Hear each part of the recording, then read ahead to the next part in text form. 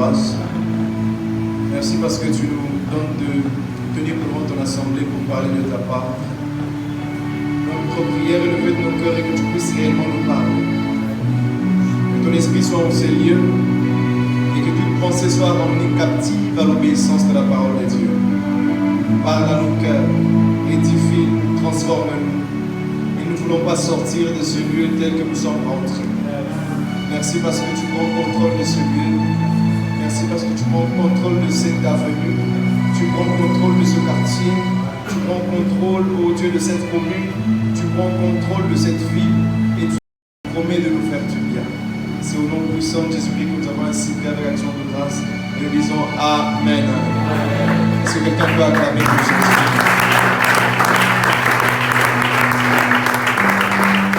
J'ai pensé qu'on acclamait pour la gloire de Dieu.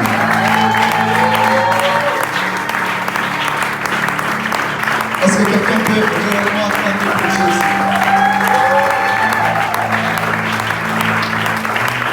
Lors d'un combat de boxe hier, les gens ont acclamé le champion. Il y a aussi une bataille qui se passait à Golgotha. Mais cette fois-là, ce n'était pas pour un titre passager, c'était pour une gloire éternelle par laquelle toi et moi nous sommes entrés. Et nous avons la grâce aussi d'entrer là où il est entré. Et nous aurons aussi la grâce d'être couronnés aussi. Est-ce que quelqu'un peut acclamer pour Jésus? Quelqu'un peut pousser des cris de joie? Quelqu'un peut exagérer? Quelqu'un peut même commencer à sauter? Réalisons la bonté de Dieu. Réalisons combien il est bon. Réalisons combien il est fidèle. Est-ce que quelqu'un peut acclamer?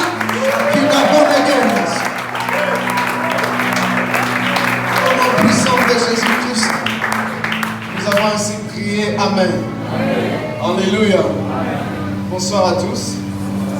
Est-ce que nous allons bien? Je sais que quelqu'un a salué déjà son voisin, mais aide-moi à dire à ton voisin, bienvenue dans la présence de Dieu. Donc, je n'ai pas dit de demander le numéro de téléphone. J'ai dit de demander à ton voisin, bienvenue dans la présence de Dieu. Parce que je voyais un frère qui voulait déjà demander le numéro. Ici, nous sommes dans la présence de Dieu. Alléluia. Et je crois que Dieu le fera au bon moment et à la bonne saison pour toi. J'aimerais que tu puisses dire à ton voisin, est-ce que tu es prêt? Je sais que nous sommes en guéri. Quand c'est une sœur, on ne dit pas est-ce que tu es prêt, on dit est-ce que tu es prête? Alléluia. Maintenant, redis encore au voisin, est-ce que tu es prêt? Je vois que la leçon est passée. Que Dieu nous bénisse. Grande est notre joie de nous retrouver ici pour parler de la part de Dieu. Nous disons merci à Dieu pour cette grâce qu'il nous fait encore de nous tenir devant son Église, de nous tenir devant la MIJEC pour parler de la part de Dieu. Nous croyons que si ici, dans cette ville, alors qu'il y a beaucoup de prédicateurs qui existent, et Dieu vous fait la grâce de parler de sa part, c'est réellement une grâce. Alléluia. Et nos remerciements vont aussi directement à l'endroit des hommes de Dieu, de la coordination de la MIJEC qui nous a invités. Que Dieu vous bénisse abondamment. Merci à Papa Madi, merci à l'homme de Dieu, ainsi que toute l'équipe qui travaille à la MIJEC. Alléluia. La dernière fois quand j'étais ici, il y a cela 2 ou 3 ans, c'était pour accompagner un homme de Dieu. Et je voyais des visages qui m'étaient très très familiers. Le reste pour Shekina, qui est maintenant pasteur Shekina, la servante de Dieu Farani. Je prie que Dieu les bénisse abondamment et que Dieu puisse les garder où ils sont. Alléluia. Merci aussi à toi qui es là. Une chose est sûre, c'est que si tu n'étais pas là, j'allais prêcher seul ici dans cette salle. Heureusement pour moi que tu es là. Alléluia. Sur ce, que Dieu te bénisse. Je dis que Dieu te bénisse. Amen. Je dis que Dieu te bénisse. Amen. Je prie que Dieu te bénisse. Amen. Sans plus tarder, nous allons lire quelques portions d'écriture dans le livre de Genèse, chapitre 37. Genèse, chapitre 37. Oui, ça me dérange pas si tu te tiens debout pour honorer la parole de Dieu. Genèse, chapitre 37, pour la première portion. Nous allons lire le verset 1er jusqu'au verset 11. La Bible déclare dans la version 8 secondes. Jacob demeura dans le pays de Canaan, où avait séjourné son père. Voici la postérité de Jacob. Joseph, âgé de 17 ans, faisait paître le troupeau de ses frères, avec ses frères. Cet enfant était auprès des fils de Bila et des fils de Zilpa, femme de son père. Et Joseph a rapporté à son père tous leurs mauvais propos. Israël aimait Joseph. On dit que Jacob aimait Joseph plus que tous ses autres fils, parce qu'il l'avait eu dans sa vieillesse. Il lui fit une tunique de plusieurs couleurs. Ses frères virent que leur père l'aimait plus que eux tous, et ils le prirent en haine. Ils ne pouvaient lui parler avec amitié. Joseph eut un songe, et il le raconta à ses frères, qui le haïrent encore davantage. Il leur dit, écoutez donc ce songe que j'ai eu. Nous étions alliés de gerbes au milieu des champs, et voici ma gerbe se leva et se tint debout, et vos verges l'entourèrent et se prosternèrent devant elle. Ses frères lui dirent, est-ce que tu régneras sur nous? Est-ce que tu nous gouverneras? Ils le haïrent encore davantage, à cause des songes et à cause de ses paroles. Il eut encore un autre songe, où il le raconta à ses frères. Il dit, j'ai eu encore un songe, et voici le soleil, la lune et 11 étoiles se prosternaient devant moi. Il raconta à son père et à ses frères. Son père le réprimanda et lui dit, que signifie ce songe que tu as eu? Faut-il que nous venions, moi, ta mère et tes frères, nous prosterner en terre devant toi? Ses frères eurent de l'envie contre lui, mais son père garda le souvenir de ses paroles. La deuxième portion, c'est toujours dans le livre de Genèse. Genèse chapitre 45. Genèse chapitre 45. Du verset 5 au verset 8. La Bible déclare, maintenant, ne vous affligez pas. Ne soyez pas fâchés de m'avoir vendu pour être conduit ici, car c'est pour vous sauver la vie que Dieu m'a envoyé devant vous. Voilà 2 ans que la famine est dans le pays, et pendant 5 années encore, il n'y aura ni labeur ni moisson. Dieu m'a envoyé devant vous pour vous faire subsister dans le pays et pour faire vivre une grande délivrance. Ce n'est donc pas vous qui m'avez envoyé ici, mais c'est Dieu. Il m'a établi père de Pharaon, maître de toute sa maison, gouverneur de tout le pays d'Égypte. Et la dernière portion d'écriture, c'est dans le livre d'Apocalypse. Et donc nous quittons le premier livre de la Bible pour le dernier, Apocalypse chapitre 1er, du verset 4 au verset 6. La Bible déclare, Jean, aux 7 églises qui sont en Asie, que la grâce et la paix vous soient données de la part de celui qui est, qui était et qui vient, et de la part des 7 esprits qui sont devant son trône. De la part de Jésus-Christ, le témoin fidèle, le premier-né des morts et le prince des rois de la terre.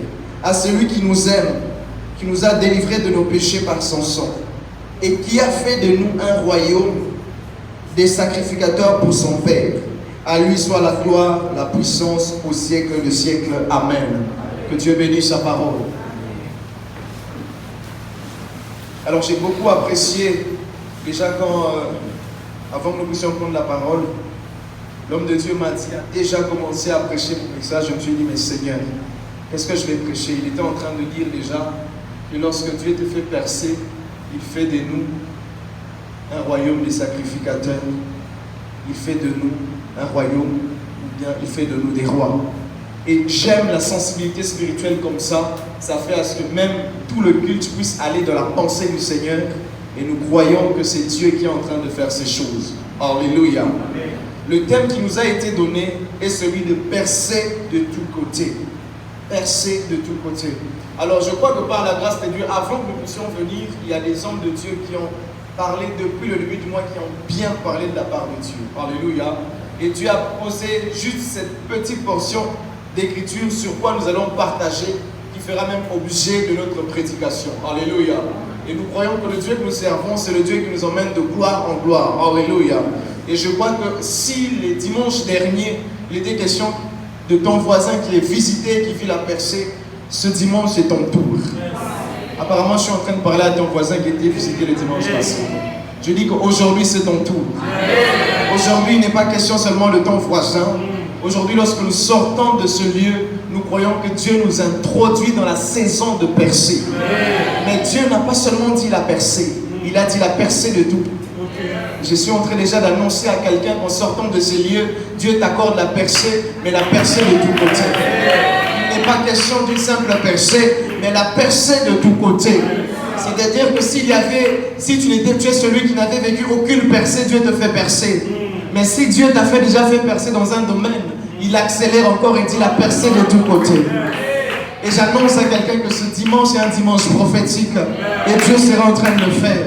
Je vois devant moi des hommes et des femmes qui sortiront de ces lieux avec de grands témoignages. Apparemment, ces personnes ne sont pas là. Je dis, je voyais devant moi des personnes qui sortiront de ces lieux avec un grand témoignage. Et Dieu sera en train de le faire au nom de Jésus. Je crois qu'il y a des hommes de Dieu qui ont défini c'était quoi la percée.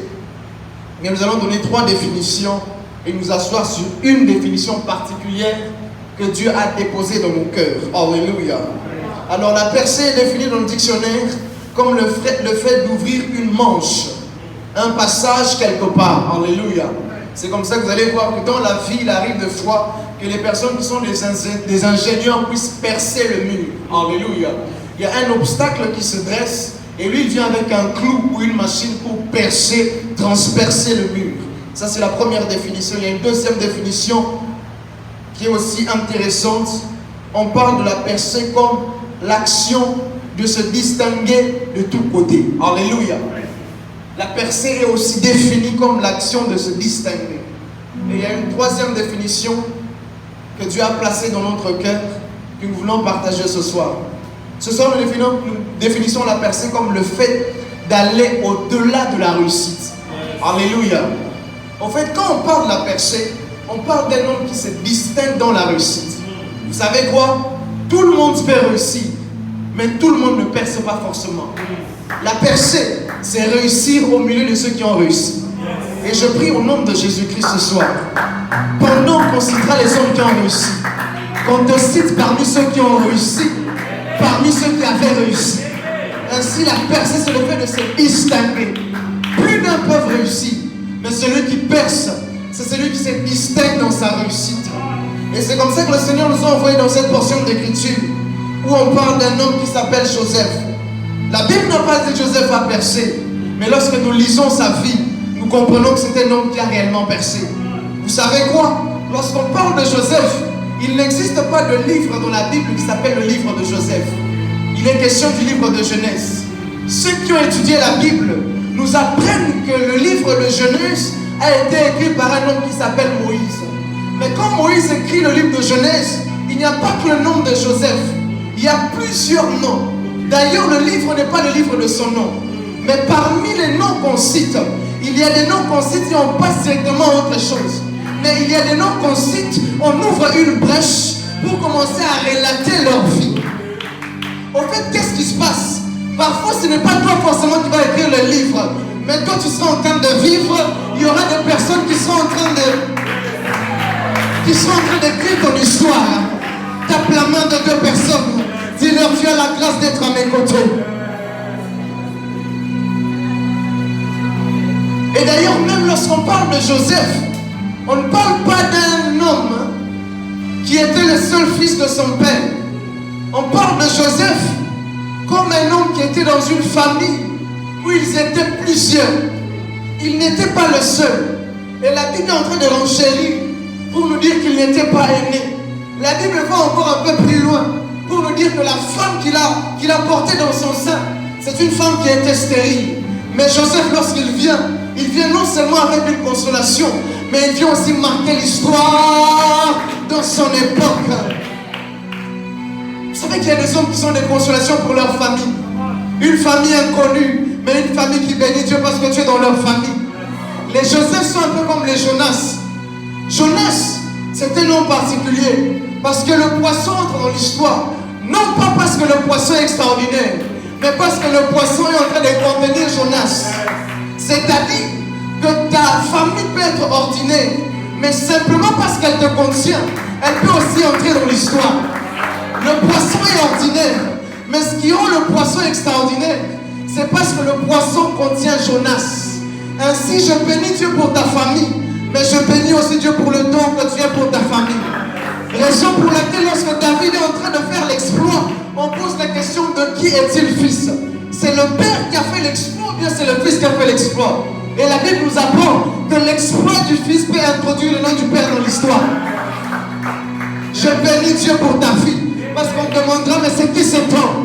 De quelle famille il est en train de venir? Les hommes de Persée, c'est les hommes qui font à ce que même ceux qui sont autour d'eux puissent aussi entrer dans l'histoire. Je sens que Dieu est en train de faire percer quelqu'un.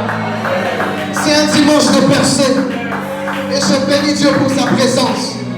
Et je crois que Dieu est en train de nous faire du bien.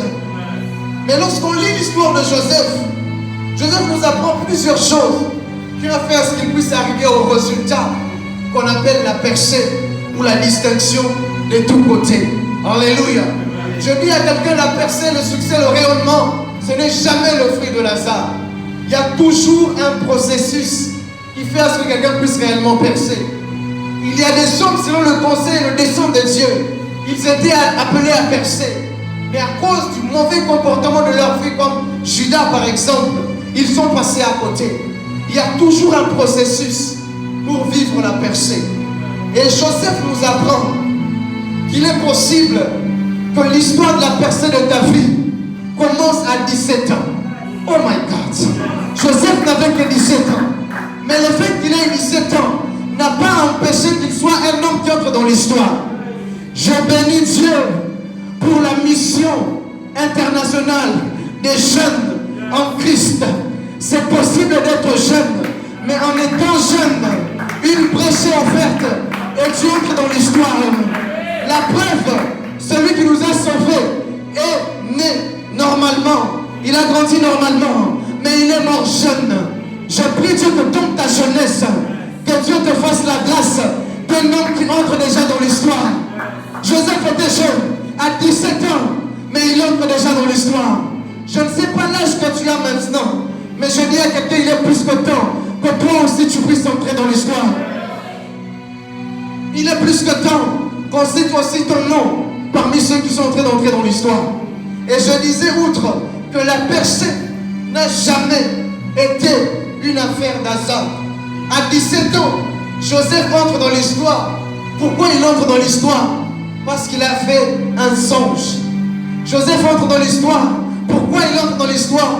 Parce qu'il a eu une vision. Joseph entre dans l'histoire. Pourquoi il entre dans l'histoire? Parce qu'il avait une promesse de Dieu.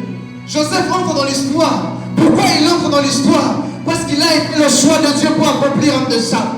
Joseph entre dans l'histoire. Comment et pourquoi il entre dans l'histoire? Parce qu'il avait un insigne de l'Éternel pour sa vie. Joseph est entré dans l'histoire. Et Joseph nous apprend que la percée, le succès et le rayonnement commencent dans la vie de quelqu'un. D'abord, lorsqu'il a une vision. La vision est la condition sine qua non pour vivre la percée de Dieu. Parce que sur base de quoi on va dire dans la suite que tu as réussi, si déjà avant il n'y avait pas une vision qui va déterminer que tu as réellement réussi. Est-il vrai que nous sommes appelés à percer? Mais nous ne percerons pas tous dans le même domaine. À chacun son domaine. Et c'est comme ça par conséquent, à chacun sa vision. La percée est conditionnée par la vision d'abord. La vision, c'est ça même le domaine de notre prédilection. Je le rappelle qu'encore, nous sommes tous appelés à réussir, mais pas tous dans le même domaine. Est-ce qu'on est ensemble ce soir? Est-ce que quelqu'un me suit ce soir? Et Joseph nous apprend que d'abord, d'ores et déjà, pour commencer à vivre la percée, il faut d'abord avoir une vision.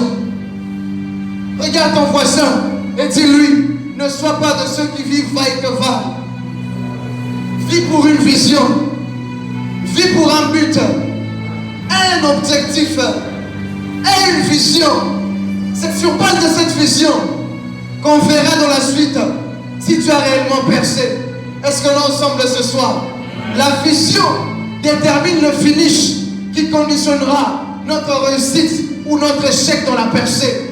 La vision, c'est ça même qui fait à ce que ta percée ou ton rayonnement ou ton succès, tu puisses le posséder dans la suite. Les hommes qui vivent la percée sont des hommes visionnaires.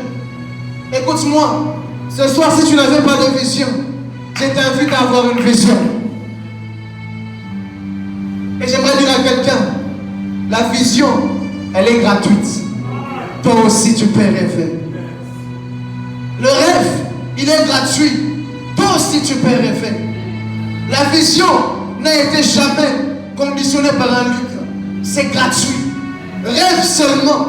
Il arrivera un temps où Dieu te fera toucher les choses pour lesquelles tu as rêvé.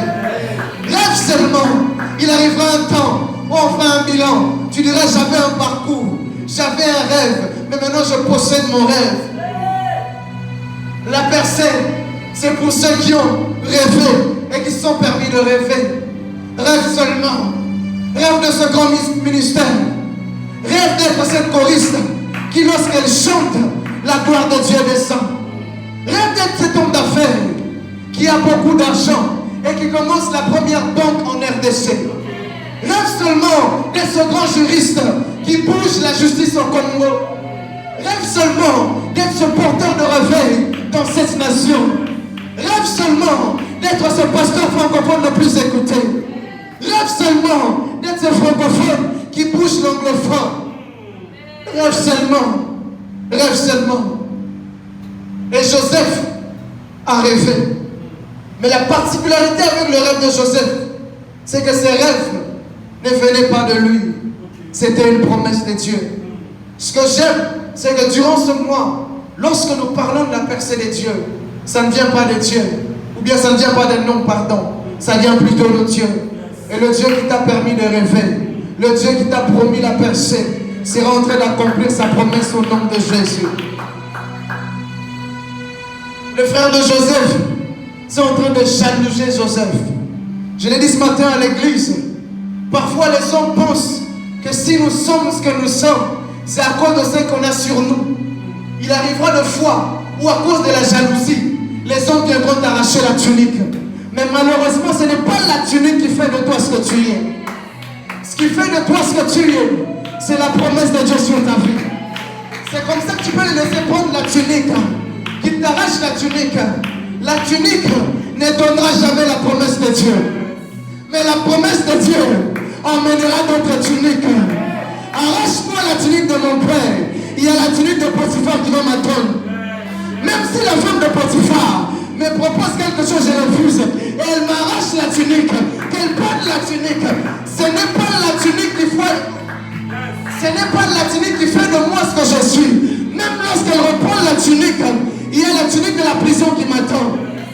Même si les panetiers et les autres sont en train de m'oublier, ce n'est pas leur oubli qui va faire à ce que je puisse être ce que je suis. Qu'ils m'oublient à eux. Ce n'est pas le fait qu'ils parlent de moi qui fera de moi ce que je veux être. Ce qui fait de moi ce que je veux être, c'est le songe. Et le songe m'amènera jusqu'à la porte du roi.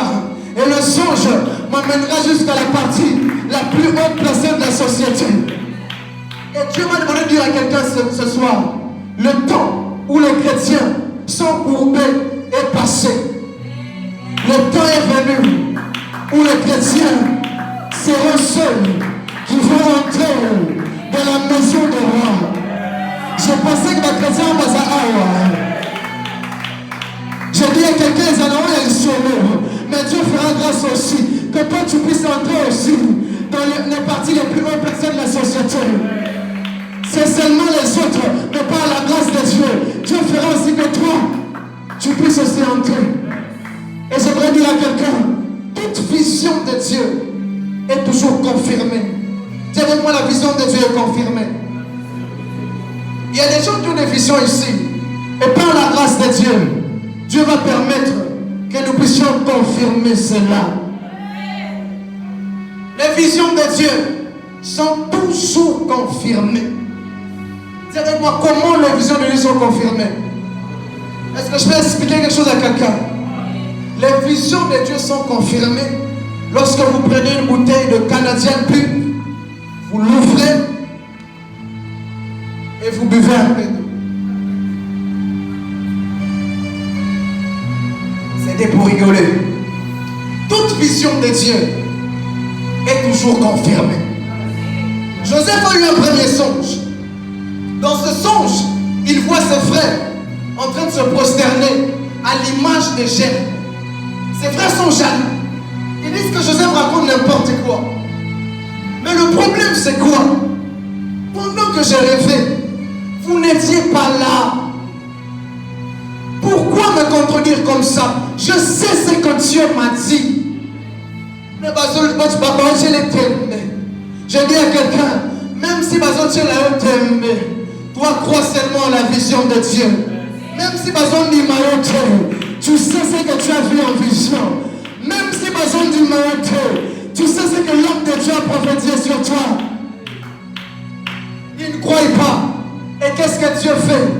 Dieu vient et il veut confirmer la vision. Dis avec moi le Dieu qui confirme la vision. Dieu amène un deuxième songe. Parfois les deuxièmes songes sont les songes de confirmation. Le deuxième songe, cette fois ne voit plus de gerbes. Il voit des luminaires venir se prosterner devant lui. Or, lorsqu'on parle de luminaires, on est en train de voir Dieu qui fait la promesse à un homme.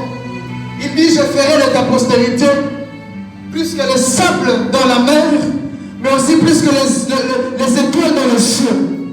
Le Dieu qui a parlé de Job viendra confirmer en disant que c'est réellement moi le Dieu d'Abraham, d'Isaac et de Jacob qui vient parler à ce jeune homme. Et lorsqu'il vient, il rappelle seulement la promesse des étoiles, il vient l'adapter au contexte de Joseph. Je dis à quelqu'un, le Dieu de la promesse viendra confirmer la promesse et l'adapter à toi. Et lorsque Jacob verra, il dira que ça c'est le Dieu de mon Père qui a parlé. Et je prie ce soir que Dieu puisse confirmer les visions qu'il a données à quelqu'un. La deuxième des choses qui me montre que Dieu a confirmé, je regarde la position de Joseph à l'égard des mamans qui lui ont enfanté. J'apprends que Joseph est né non pas avec une mère qui enfante la première fois, mais avec celle qui enfante en 4e position. Dites-moi 4e position. Il fallait que Léa puisse enfanter, car Rachel était stérile. Mais après, il fallait Bila qui vienne enfanter. 2e position. Après, il a fallu Zilpa, 3e position. Mais la Bible déclare que l'Éternel se souvint de Rachel. Et Rachel devint enceinte. En d'autres termes, Rachel est devenue enceinte en 4e position. Or, lorsque je regarde ma Bible, je regarde l'histoire de la création. Je me rends compte qu'au premier jour, Dieu a créé la lumière. Au 2e jour, il a créé. Au 3e jour, il a créé. Mais au 4e jour, on dit que Dieu a créé les luminaires. Or, les choses que Joseph avait fait, c'était un songe lié aux luminaires. J'annonce à quelqu'un, Dieu sera en train de confirmer la vision. Il y a des signes qui ne trompent pas. Dieu sera en train de confirmer la vision. Et ce soir, Dieu confirme la vision dans la vie de quelqu'un. Dieu confirme la vision. Et il dit, c'est réellement lui qui avait parlé. Et il dit, c'est réellement lui qui avait appelé Joseph. La deuxième des choses que Joseph nous apprend pour notre chemin de la percée ou du succès, c'est la préparation. Dis avec moi la préparation. Est-ce que le son du clavier peut s'arrêter à un moment? On va me jouer à un moment donné après. Dis avec moi la préparation. Il n'y a pas de vision qui puisse s'accomplir sans préparation. Est-ce qu'on est ensemble ce soir? Dis avec moi, travaille pour ta vision. Prépare-toi à ta vision. La préparation est une condition sine qua non pour pour vivre la percée divine. Aucun homme n'a vécu la percée sans préparation.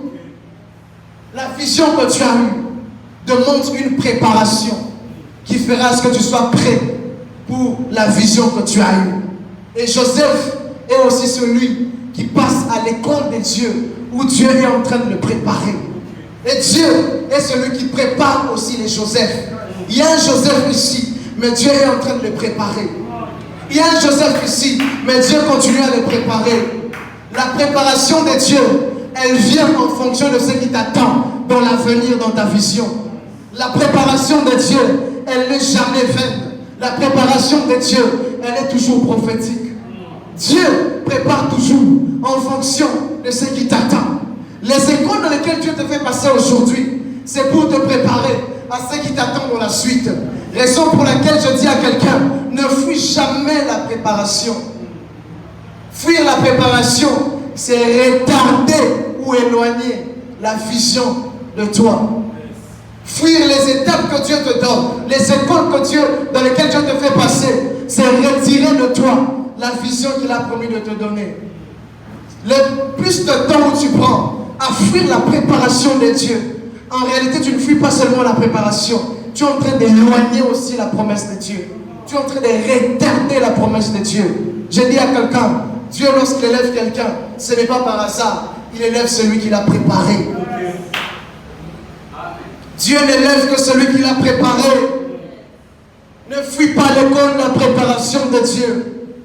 Et même dans l'école de Dieu, lorsque la leçon qu'il te donne, tu n'as pas compris, il va les répéter plusieurs fois pour que tu puisses les comprendre. Je dis à un ministre de Dieu, à quelqu'un qui veut percer avec Dieu, ne fuis pas la préparation. Ne fuis pas la préparation. Prépare-toi pour cette vision. Prépare-toi pour ce que Dieu t'a dit. Place des objectifs à atteindre. Crée des habitudes journalières. Place des défis de semaine. Place des objectifs par mois. Et chaque année, fais un bilan par rapport à ce que Dieu est en train de t'attendre. Dieu est le Dieu de la préparation. Le Dieu que tu sais ne te fait pas passer dans cette famille par hasard. Le Dieu que tu sais ne te fait pas passer à la Mijek par hasard. Le Dieu que tu sais ne te fait pas passer dans cette étape où les personnes ne t'aiment pas par hasard. Le Dieu que nous servons, c'est le Dieu de la préparation. Et c'est comme ça qu'il y a des gens qui soupirent, qui veulent voir des grandes choses venir, mais ils n'ont pas été préparés. Vous savez, une gloire non préparée peut engendrer des choses scandaleuses. Il faut préparer son avenir glorieux. La percée, ce n'est pas une affaire d'hasard. Ce n'est pas par hasard que nos pères sont devenus nos pères. Ils se sont préparés et ils ont accepté de passer dans l'école de Dieu. Ce que j'aime avec la préparation de l'école de Dieu, c'est qu'elle n'est pas venue par hasard. Elle vient, comme je l'ai dit, dans un état prophétique. La préparation de Dieu, c'est la préparation de celui qui maîtrise le passé, le présent et l'avenir. Il sait où il t'emmène. Raison pour laquelle il connaît et il maîtrise les étapes dans lesquelles il te fait passer. Les étapes dans lesquelles tu passes ne viennent jamais de manière hasardeuse. Elles viennent toujours de manière prophétique. Peut-être que c'est ce responsable-là qui te brise dans le département, qui est la préparation de Dieu pour toi, pour changer un défaut. Je parle de la préparation. Que Dieu commence à préparer quelqu'un. Non, que Dieu commence à pousser quelqu'un à la préparation. Que Dieu fasse à ce que tu sois préparé pour cette gloire qui t'attend. Je dis à un jeune, c'est toi l'avenir. Prépare-toi. C'est toi qui feras ce que, lorsque le papa Marcelo, le pasteur Savary ne sera pas là. C'est toi l'avenir. Prépare-toi. Est-ce qu'on est ensemble ce soir? J'ai comme l'impression que quelqu'un commence à s'ennuyer parce que je parle des choses liées à la préparation, des choses de Dieu. J'ai comme l'impression que les jeunes aiment quand on parle des choses qui ramachanda rabasoto. Alléluia. Dis avec moi la préparation. Est-ce que je peux prêcher comme je le sens maintenant? La préparation de Dieu a toujours été une préparation prophétique. Dis à ton voisin, c'est prophétique.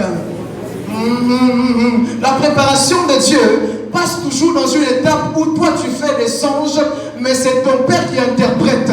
Pourquoi? Parce que si aujourd'hui toi tu fais le songe, lui il interprète, le temps arrivera où c'est deux qui feront le songe et c'est toi qui vas interpréter. L'école de la maison de mon Père est prophétique. Pourquoi? Parce qu'elle me prépare aussi à interpréter les songes. Si je n'ai pas appris à interpréter mes propres songes, mon Père va m'apprendre. Mais lorsqu'il m'apprendra, moi aussi à mon tour, je saurai interpréter le songe de Pharaon. Raison pour laquelle je comprends par là que la préparation de Dieu est toujours parfaite. J'ai raison pour laquelle la préparation de Dieu fera ce que tu passes toujours dans la maison de Potiphar. Parce que dans la maison de Potiphar, il est question de la préparation, de la gestion des biens. Mais un peu plus tard, en prison, il est question de la préparation, de la gestion des hommes. Or, ce qui va te faire entrer en Égypte, c'est d'abord l'interprétation des songes, mais après cela, il y aura quelque chose que tu vas faire. Il y a des biens à gérer, il y a des sommes à gérer. C'est-à-dire, l'école de Potiphar n'était qu'une préparation pour gérer les biens lorsque je vais interpréter le songe de Pharaon. Mais plus tard aussi, lorsque je passe en prison, je passe dans l'école de la gestion des sommes. Or, lorsque je gère les sommes, c'est comme ça que j'aurai la possibilité de bien distribuer les sommes. C'est dans la gestion des sommes que Joseph a pu reconnaître ses frères. C'est-à-dire, il ne gérait pas seulement les biens, il gérait aussi la distribution des biens à l'égard des hommes. Or, il fallait déjà, dans son parcours, qu'il sache gérer les hommes, mais pas n'importe quels hommes, les prisonniers, les hommes les plus difficiles de la société. Pour que lorsqu'il arrive en Égypte, peu importe la manière dont ils sont difficiles, je suis passé dans l'école de Dieu parce que c'était prophétique. Mon Dieu, mon roi, j'annonce à quelqu'un, le musée dans lequel tu passes est prophétique. Peut-être ici tu prêches seulement et il y a peu de gens, il y a à peu près de 100 personnes, 200, mais c'est une école pour la préparation de croisades. Y a-t-il des personnes qui croient ici? Alors personne qui tape la main de 3 personnes, qui leur dit que ma préparation est prophétique. Lorsqu'il y a des gens qui viennent tout le temps te dire, mais regarde, homme de Dieu, tu es, baisse-la mon bongo, et Dieu est en train de faire ce que tu puisses leur donner. En réalité, Dieu te prépare à être millionnaire qui fera ce que dans la suite, on peut s'en aller déjà. J'annonce à quelqu'un, le commerce que tu fais maintenant est prophétique. Les activités que tu as maintenant c'est prophétique, parce que c'est une préparation à ce que Dieu t'attend. C'est prophétique. Pendant que tu modères, c'est prophétique. Pendant que tu fais ce que tu as à faire, c'est prophétique. Rien n'arrive au hasard. Parce que l'école de Dieu, c'est toujours prophétique. Mon Dieu, c'est aussi prophétique dans la mesure où Dieu attend Joseph, non pas seulement à une haute spiritualité, mais à une haute position politique. Parce que Joseph est celui qui a la spiritualité qui devient père de Pharaon. Mais il est aussi celui qui devient comme adjoint successeur de Pharaon. En d'autres termes, Joseph était élevé doublement. Non seulement dans les sacerdoces, mais aussi dans la société. Dis à ton voisin double. Dis ça arrête de parler en langue. Même la société, pour compenser, raison pour laquelle on ne parle pas de la personne d'un côté, mais on parle de la personne de l'âge. Je ne sais pas qui je parle, mais tu vas passer, pas seulement d'un côté, mais de tout côté. Au ministère, tu vas passer, mais dans ta profession aussi, tu vas passer. Tu ne passes pas seulement d'un côté, tu passes de tout côté. Je prie au nom de Jésus, que Dieu te fasse percer. Regarde ton voisin, dis maintenant à ton voisin, c'est maintenant le temps de prendre des photos avec moi. Tu peux jouer maintenant. Dis à ton voisin, sois déjà ma photo parce qu'on dira, c'est avec toi que j'étais quand j'étais au Michel. Peut-être on ne va pas te croire, mais lorsqu'il montrera nos photos, on va dire que Joseph Mohamed Sougaolo n'a commis pas de Pharaon. J'annonce à quelqu'un que Dieu est en train de faire grâce à quelqu'un. Tape la main de 2 personnes. Dis-le, Dieu est en train de le faire passer. Pas seulement d'un côté, mais de tout côté. Pas seulement dans le droit, mais aussi dans le spirituel.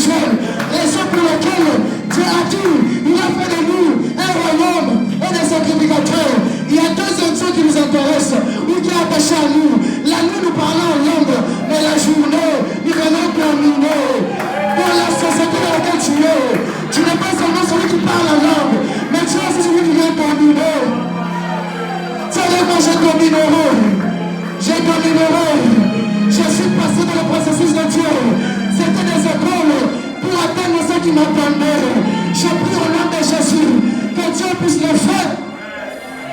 Mon Dieu, ce que j'aime, c'est que dans le chemin du parcours, tu rencontreras des obstacles. Mais les obstacles ne changent jamais la promesse. La promesse, elle, peut changer d'obstacle de circonstances. Même quand on est dans la fournaise, la promesse est toujours manifeste. Même lorsqu'on me met dans la citerne, je regarde à gauche, je regarde à droite, il n'y a personne. Mais lorsque je regarde le ciel, j'élèverai les étoiles. Oh, les choses que j'ai faites, c'était un songe. Des étoiles. Tape la main de quelqu'un. Dis, Dieu ne va jamais mentir. Ce qu'il m'a promis, je vais le palper. Ce ministère puissant qu'il m'a dit, je vais le vivre. Je suis passé dans l'école de Dieu. Je passe dans l'école de Dieu pour toucher des grandes choses.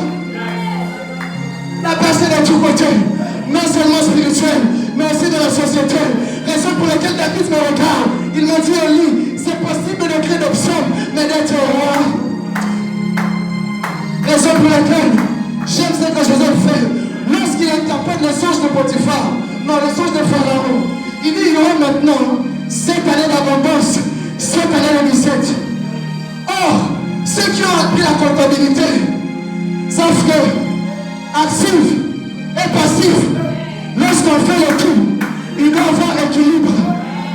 Qui a appris à Joseph même des principes de la comptabilité?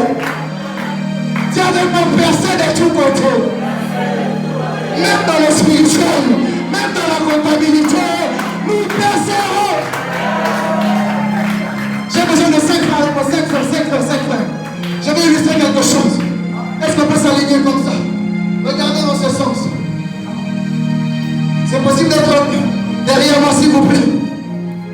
5 frères, alignés dans ce sens.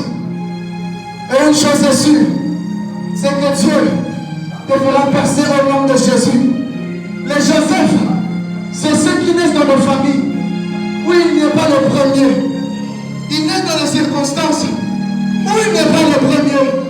D'ailleurs, c'est vers la dernière heure que Joseph est venu. Selon le classement des hommes, on classifie Joseph parmi les derniers. Mais il y a une chose qui garantit notre percée. Dis avec moi, c'est quoi? C'est la présence de Dieu. La présence de Dieu peut changer de tournure. Mon frère qui est là le premier. Mais regardez-moi, mes frères. Retournez-vous. Dieu peut faire à ce que le premier devienne le dernier. Et le dernier devienne le premier. J'étais dernier. Mais la présence de Dieu a changé de tour. La Bible déclare en fut de sang en Égypte. Mais l'Éternel était avec lui. La présence de Dieu fera ce que, même lorsque tu étais le dernier des prédicateurs, tu as pris ce. Même quand tu étais le dernier modérateur, tu as pris ce. Même dans le même financier, vous allez suivre avec la cœur. Mais Dieu peut faire que le dernier devienne premier. Est-ce que le dernier est ici? Après, ça m'amène bien. Après, ça m'amène à dire dominion. Parce que je suis en train de voir comment Dieu est en train de changer. Je ne connais pas ta position dans la famille, mais Dieu est en train de changer. Je ne connais pas laquelle position que tu occupes, même à l'université, quand on fait la programmation, tu es toujours celui qui est ajourné, désajourné avec le cours. Mais cette année, tu es en train de Shakira Babos. J'annonce à quelqu'un, Dieu est en train de changer. Est-ce que ma dernière va se avoir? Quand on dit que sans Zambé, on a les derniers. Mais heureusement pour moi, je serai le premier. Raison pour laquelle Jésus parle de Jean-Baptiste. On est en train de dire de Jean-Baptiste. Peut-être que c'est là où c'était le plus petit. Mais dans mon royaume, il n'y a point qui soit plus grand que Jean-Baptiste. La présence de Dieu. Parce que celui qui a été dernier devient le premier. Pendant que je venais ici, Dieu m'a dit, il y a des gens qui ont été considérés comme le dernier. Mais à cause de la présence de Dieu qui a été relâchée, Dieu est en train de changer. Il y a des derniers qui seront les premiers. Les derniers de la prédication, mais Dieu fait de lui une icône. Le dernier dans le prophétique, mais Dieu fait de lui une icône. Ce Ce n'est pas grave si tu rates ta prédication. Ce n'est pas grave si tu rates ton prophétique. Mais Dieu sera en train de faire que tu sois aussi le premier. Celui qui prophétise avec exactitude. Celui qui prêche bien. Celui qui prêche bien. Dis avec moi, yes! Le Dieu de la prière, c'est celui qui fasse que le dernier soit considéré comme le premier. Joseph était dernier, mais la Bible déclare, on fit descendre Joseph en Égypte, et l'Éternel était avec lui. La troisième chose qui fasse que nous puissions bien vivre notre percée, c'est la présence de Dieu. Dis-moi la présence de Dieu. La présence de Dieu, c'est ton assurance, même quand ça sera difficile, même quand tu seras dans la citerne, même quand ça sera compliqué, la présence de Dieu te garantira que tu vas arriver à bon port. Si le poste de ce monde, lorsqu'il envoie quelqu'un en mission, il reste assis et il attend le résultat, Dieu lui change, Dieu n'envoie que ceux avec qui il marche. Raison pour laquelle, même lorsque Moïse t'attend, Dieu dit, je serai avec toi. En d'autres termes, même si nous avons eu gouvernement, mais la présence de Dieu fera ce que je puisse percer. Même si nous avons plaqué, la présence de Dieu fera ce que je puisse avancer. Même si je n'ai qu'une lance-pierre avec moi, mais derrière la lance-pierre, il y a une pierre. Derrière cette pierre, il y a la présence de Dieu. Tu ne te dis pas la vie dans eux. Tu sais ton associé, que tu commences à marcher avec Dieu. Et souvent, vous savez, la présence de Dieu parfois s'ennuie. Quand on parle de lui, il peut faire à ce que sa présence puisse remplir ses lieux. Raison pour laquelle je commence déjà à sentir que l'atmosphère commence à changer. La présence de Dieu entre dans cette salle. Je dis la présence de Dieu change cet auditoire. La présence de Dieu change cet amphithéâtre. La présence de Dieu est en train de remplir ces lieux. Je sens le Shekinah de Dieu. Parce qu'il y a quelqu'un qui doit shifter ici. Il y a un dernier qui doit devenir le premier. Et je sens la présence de Dieu commencer à l'environner. Vous savez, la présence de Dieu, parfois c'est comme du feu. Il y a des gens qui savent le feu éternel. En réalité, ce n'est pas le feu. C'est juste la manifestation tangible de la présence de Dieu. Parfois c'est comme l'électricité. Mais ce n'est pas l'électricité, c'est la présence de Dieu. Parfois c'est comme une colonne de feu. Parfois c'est comme une colonne de nuée. C'est la présence de Dieu. Et ce soir, Dieu sera en train de sortir de sa cachette. Il y aura des gens ce soir qui feront ce que partout il passe comme Joseph. Joseph laisse des traces. Dans la maison de son père, il a laissé des traces. Chez Potiphar, il a laissé des traces. En prison, il a laissé des traces. Même chez Pharaon, il a laissé des traces. La présence de Dieu fera ce que tu ne passes jamais inaperçu. Dans l'école où tu es, dans l'église où tu es, tout ce que tu feras sera fait par la présence de Dieu. Il y a des gens qui aiment tellement la présence de Dieu que pendant qu'on parle, ils se mettent déjà à parler en langue. Parce que la personne ici, vous avez dans ma présence en Dieu.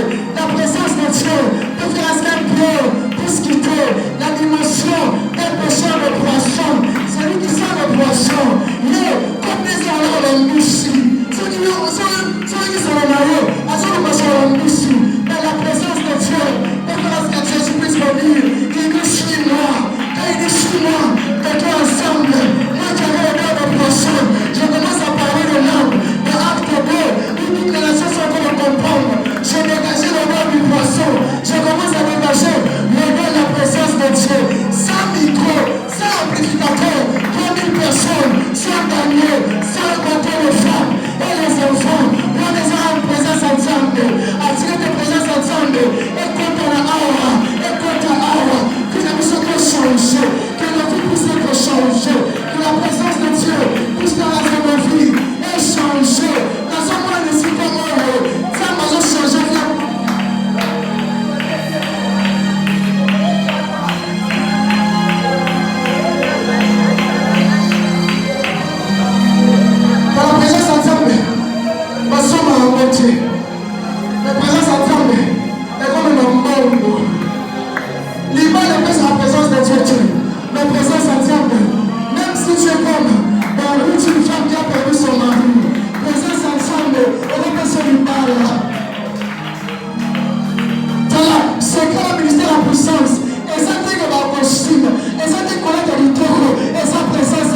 parler. Dans sa côté, dans sa présence, il y a Dieu.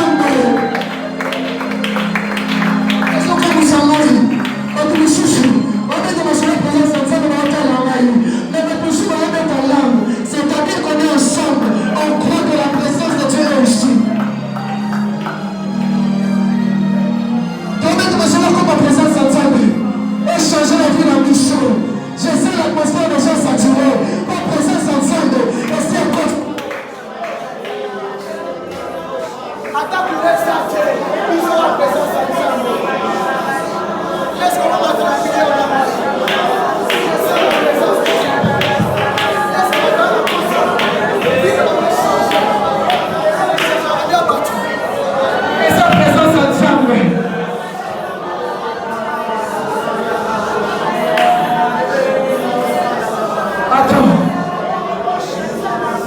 Attends. Reste calme si tu veux.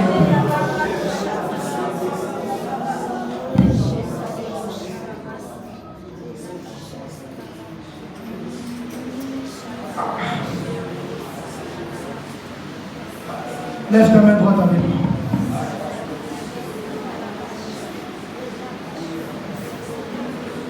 Pendant que je parlais de la présence de Dieu, Dieu m'a parlé de 3 personnes ici.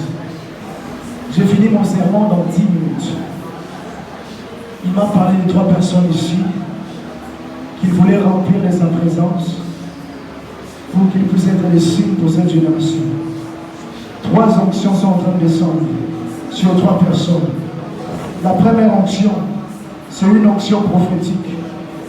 La deuxième onction, c'est une onction des affaires.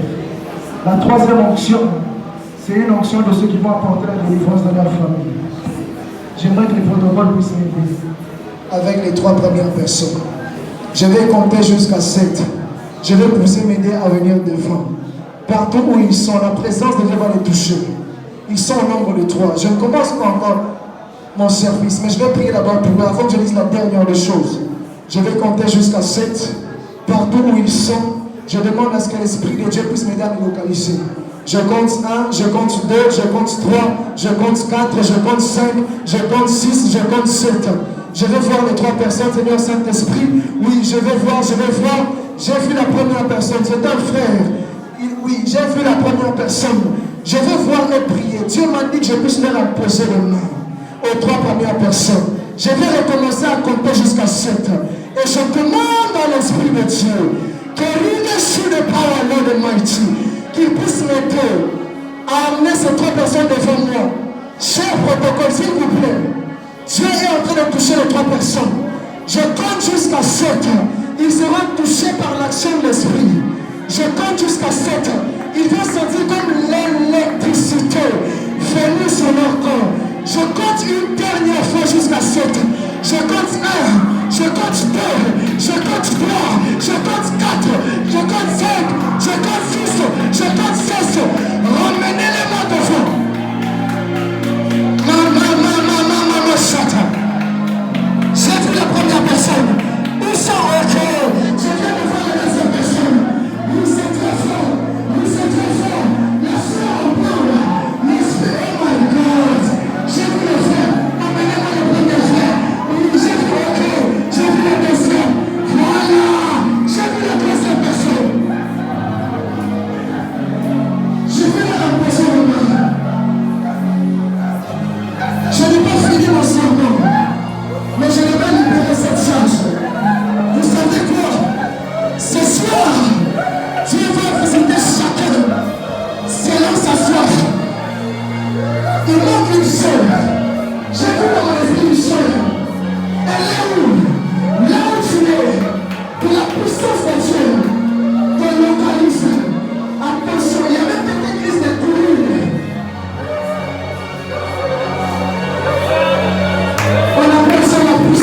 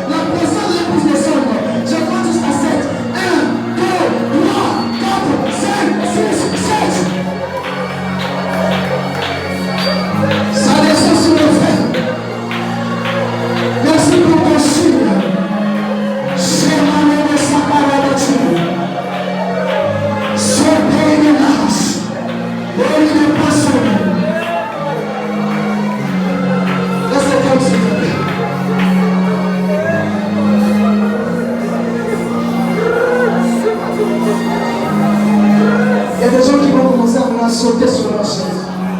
Qui vont sortir comme un feu derrière leur chaise. Ce n'est pas du spectacle, c'est la puissance de la présence de Dieu. J'ai vu une personne